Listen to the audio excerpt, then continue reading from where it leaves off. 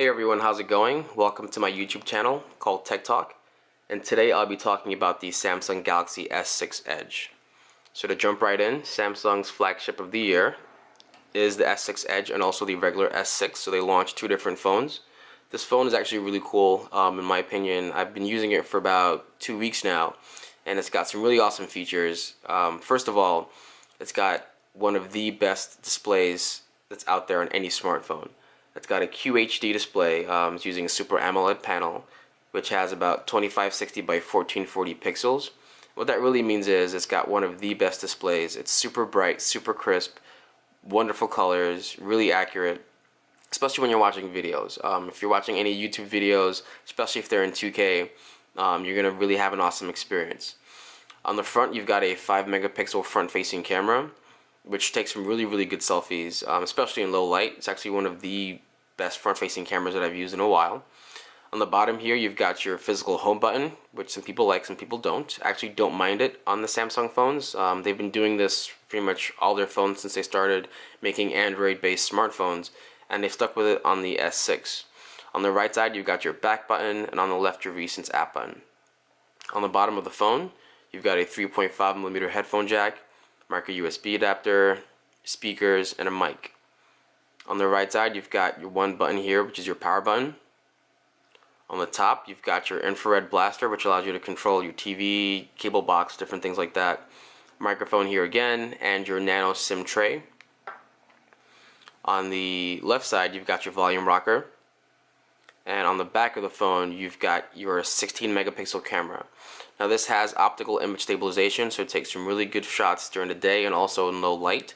You've also got your LED flash and your heart rate sensor on the back of this phone as well. Whether or not you're really going to use that heart rate sensor depends. I actually use it pretty much just for selfies, so if you're into taking those, it's really easy for you to just kind of place your finger right here underneath the LED light, and your phone will actually automatically trigger and take a selfie for you. Talking about some of the interface, or some of the internals rather, we've got an Exynos processor. So this is a Samsung built processor for this phone, and I have to say it makes the phone really snappy, really responsive, really fast. Most other flagships, when they launch, use a Snapdragon processor made by Qualcomm, which is also a really good processor, but I think, being that Samsung makes a processor of their own, it makes sense for them to just use it in their phones. Now, there were some issues we've heard online about the Snapdragon 810 having some overheating issues, and to be honest with you, I actually have the HTC One M9 here, which does use that Snapdragon 810 processor, and I'll review that later. And I'd say both phones get warm when you're doing a lot of activity with them. If you're watching a lot of videos, if you're multitasking like a beast, doing a bunch of different things, your phone's gonna get warm regardless. So that whole 810 thing overheating, I can't say I've perceived any additional heat from the HTC One M9 over the Galaxy S6. It's also got 3 gigs of RAM, a 2600 milliamp hour battery, and supports both wireless charging standards, PMA and Qi. There is no micro SD card slot in this phone, and I'll talk about that a bit later. Speaking of the box, you also get your standard USB cable, your travel adapter, which is a fast charger as well, and that's something new from Samsung. They've built in fast charging capabilities on this phone, so if you're in a pinch, you want to charge your phone for about 10 to 20 minutes, you can get anywhere from 30 to 40% and you're good to go from there. They've also included some pretty cool earbuds, which are different from your typical ones. I'd say they actually have this, ear cup that kind of fits into your ear. And it's definitely improved over previous earbuds that you get, because they fall out of my ears all the time. So it's definitely a big win for Samsung here. And they also give you additional ones for larger or smaller ears. So jumping right back to the phone, let's talk about what it means to you as a consumer and why you should get this phone if you're in the market for a new one. So Samsung's got a really good package here. Some of the things I do like about this phone are the screen, the camera. And those two things combined, if they're really important to you, Samsung knocks those two things out of the park with this phone. Now, in terms of just the speed of this phone, how quick it is and how easy it is for you to use, I'd say it's definitely faster than previous Samsung models. Unfortunately, I've seen a lot of videos that say there's absolutely no lag whatsoever on this phone, and that's simply not true. You might not experience lag that often, very rarely actually, but this phone has lagged a couple times, switching apps, opening apps, and that just might be me. I use quite a lot of apps on my phone. I have about anywhere from 100 to 200 apps installed at any time. And when I'm reviewing these, I pretty much put all my apps on there like I was using this on a day-to-day, because for most people this will be your daily driver, and this actually is going to be my daily driver moving forward. Now, the app tray, and this is one of the things I don't like about this phone, they automatically group some of these apps into different categories for you. I don't know if you can see it here, but you've got Google app tray here, and this is in the app launcher, not your home screen. You've got Microsoft bundle apps, Samsung bundled apps, social media stuff, and also stuff from T-Mobile. And I'm not a huge fan of that. I definitely like my apps alphabetized, A to Z, and listed independently. Luckily, you can edit this and you can remove folders, which I'm going to do now. And what that'll do is it'll just place all the apps back into the list, which I think it should be from the beginning. So you can definitely do that. If you're a fan of having them in folders in your app tray, then by all means, leave it the way it is. Unfortunately, I'm not one of those people, so having the option to remove them is a really big plus for me. Again, you want to list them A to Z, and it's really easy to access them there. So nothing new, standard app launcher, or app tray rather. And on your home screen, Samsung's actually slimmed down their interface quite a bit, so it's really snappy, really easy to use, and I think that also contributes to how fast this phone performs. Nothing really fancy in terms of your home screen. You've got your regular TouchWiz here with your TouchWiz icons. I'm not a huge fan of TouchWiz or skins on Android. I definitely use a custom launcher, and my launcher of choice is Nova Launcher, only because just how flexible that launcher is, how easy it is for you to customize your home screens, and the fact that you can actually change the app icons at any point in time of your phone. So all those things combined is what kind of leads me to using a custom launcher. Not to say that this is bad by any means, but just not my favorite. I actually prefer HTC Sense over TouchWiz. Again, it's improved over the last couple years. It's not as laggy, it's not as not as many bloatware apps or not as many features, but again, not my favorite. So what I just did there was something called People Edge. And on the Galaxy S6 Edge, you'll notice it's got dual edges, and if you swipe from the top right, or you can move it to the top left if you're a lefty, you can actually have your favorite contacts listed there. What this does is it allows for easy access to those contacts. Try that again, and you can message them, call them, whatever it is you want to do right from that list. Another really cool thing that it does is when your phone is face down, which my phone really rarely is, anytime that person sends you a message, an email, or calls you, it'll light up to that color that you assign to that contact. So if your best friend's in blue and the person calls you or messages you, you'll see a little blue light flash or kind of turn on over here on the edge of your phone, so you know who's sending you a message or calling you before you even pick up your phone. Is that a really cool feature? Yeah, it's okay. It works, but not the best, honestly, use of the Edge. Not that I'm complaining, but I think they could have done a couple more things with the Edge over there. There's also like a news feed you can actually launch when your display's off that'll show you things like stock and time. I really don't use that feature. I think by having it there, it's pretty cool, but they need to open up the API so that other companies can start building or launching third-party apps on the Edge, so you can see things like your Instagram, your Facebook, Google+, whatever social media channels you use, plus things like your emails, text messages, and things like that. So once that integration comes on the Edge of this phone, I think people would appreciate using the Edge quite a lot more.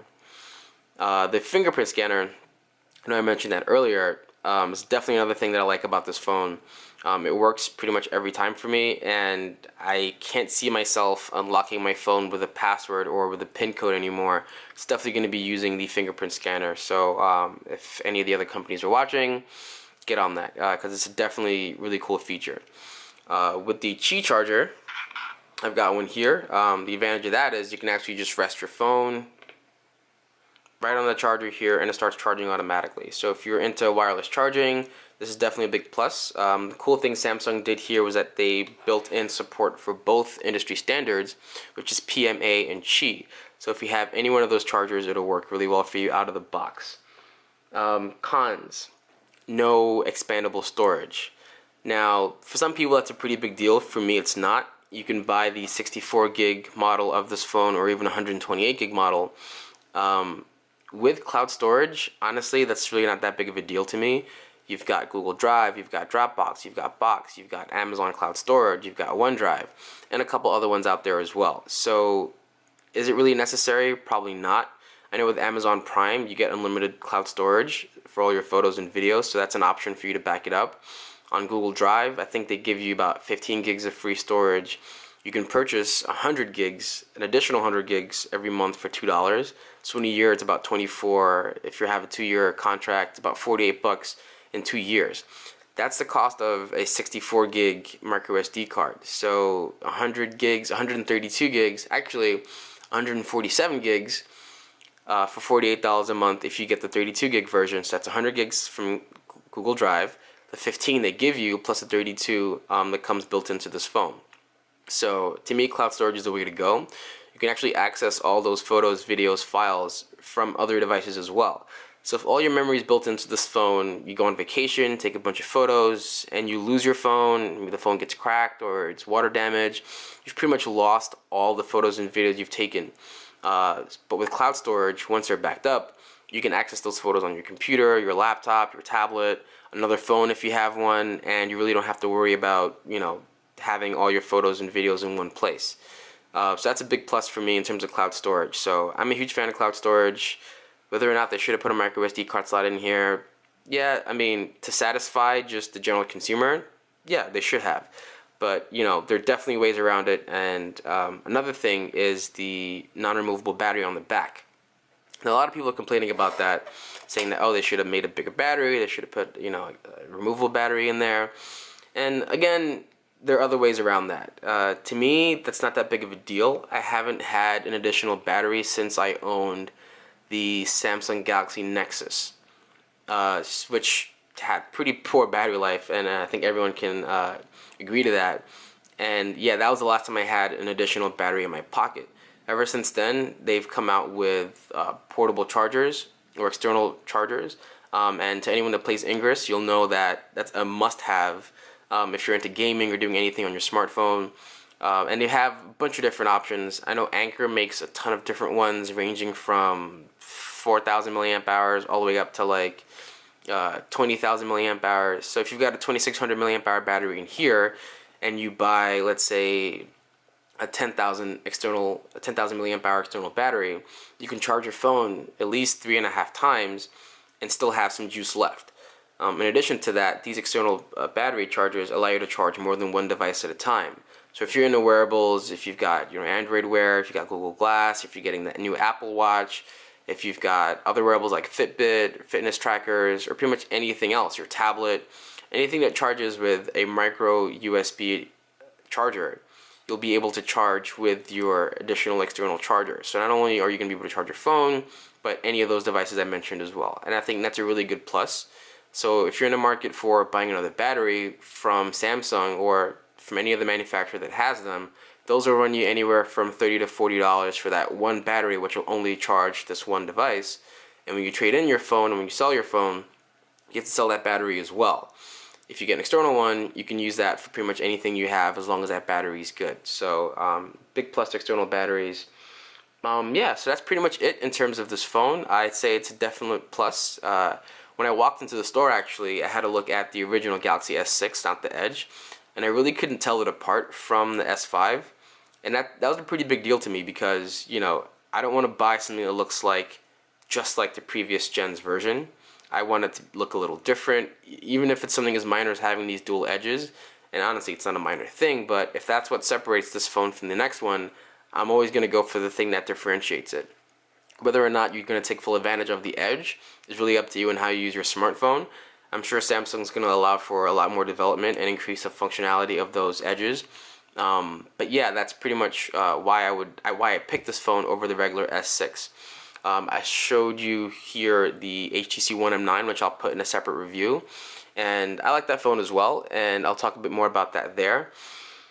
So what's next? Let's see. I've got a couple cases actually that I bought from Spigen, I don't know, Spigen. And I have the Ultra Rugged capsule case here, which I think is a really cool looking case. It's one of the rubber ones that they have here, and it fits your phone pretty snug. Let's see if I can put it in here really quick, just to give you an idea of how it looks. So it definitely leaves the edges open for you to see and use your phone. It covers the top, the back really well, the bottom with cutouts for your charger, speaker, and also your earphones. And the button's actually pretty clicky, so you wouldn't have to worry too much about that tactile feedback from the buttons. They've done a really good job here. And the air cushion case here as well. Let's see if I can put that on here to show you how that looks. This actually comes with, this is from Spigen as well, it comes with protection film. So these smudges you're seeing on the back here, obviously you'd want to clean them off with a microfiber cloth, and you can stick this on the back and it prevents smudges getting stuck on the phone. Again, with this clear case, this snaps in just like you would, and it gives you access to not only the color of the phone, of course you're going to remove that film on the back there, but the edges are exposed. Again, really good travel on the buttons. Not as good as the capsule case here, but still definitely good travel. And this is the crystal clear air cushion case from Spigen. So if you're in the market for cases, you've got options with Spigen. They have a ton of cases and they look really, really nice. Yeah, so that's pretty much it for my Samsung Galaxy S6 review. Hope you enjoyed it. If you want to see more videos, definitely give me a thumbs up, subscribe to my channel as well. I'll be doing reviews on the HTC One M9, so look forward to that. I've also got the OnePlus One phone here, and I got a couple phones laying here, so I'll be doing a review on this phone as well. And I've also got a couple other goodies here too. So from OnePlus, they have their DR1 or their drone, and I'll be doing a separate review on this too. It's actually pretty fun. I didn't think I'd enjoy it so much.